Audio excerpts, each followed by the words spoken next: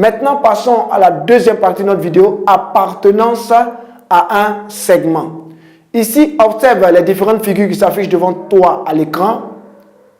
Observe-les bien. Ici, dans la première figure à gauche, on a le point M qui appartient au segment AB. Ça va? Ça dit que le point M est sur le segment AB. Donc, il appartient au segment AB. Dans les deux autres figures, celle du milieu et celle de la droite, le point M n'appartient pas au segment AB. Par exemple, dans la figure du milieu, on voit que le point M n'est pas sur le segment AB. Puisqu'il n'est pas sur le segment AB, on dit qu'il n'appartient pas au segment AB.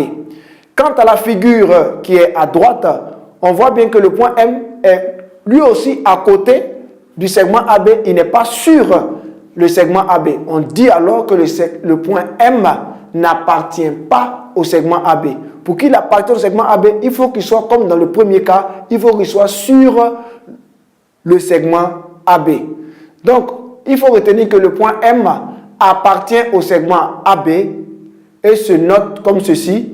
M avec le petit E en symbole, c'est le signe de l'appartenance. Le petit E en symbole en rouge se note M appartient au segment AB.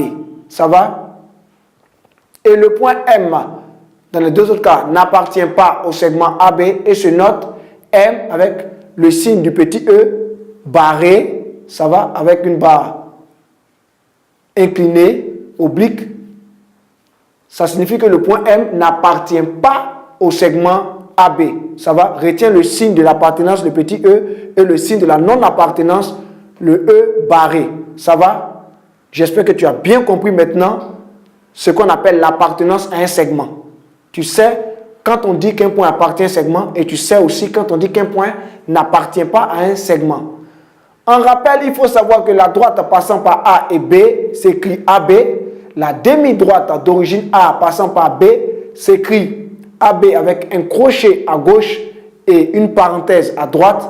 Et enfin, le segment d'extrémité A et B s'écrit AB avec un crochet à gauche et un crochet à droite. C'est juste un rappel pour que tu comprennes mieux ici les différentes notations quand on a fait à une droite, quand on a fait à une demi-droite et quand on a fait à un segment. Je suis content que tu m'aies suivi dans cette vidéo. Ok, c'est ici que s'achève notre vidéo d'aujourd'hui. J'ai été très ravi de faire ce cours avec toi sur le segment. Maintenant, toi et moi, nous savons ce que c'est qu'un segment. Et je t'encourage donc à pouvoir regarder cette vidéo encore une fois afin de la maîtriser, je dirais, ta leçon sur le segment. Porte-toi bien et à la prochaine dans une autre vidéo sur succès assuré.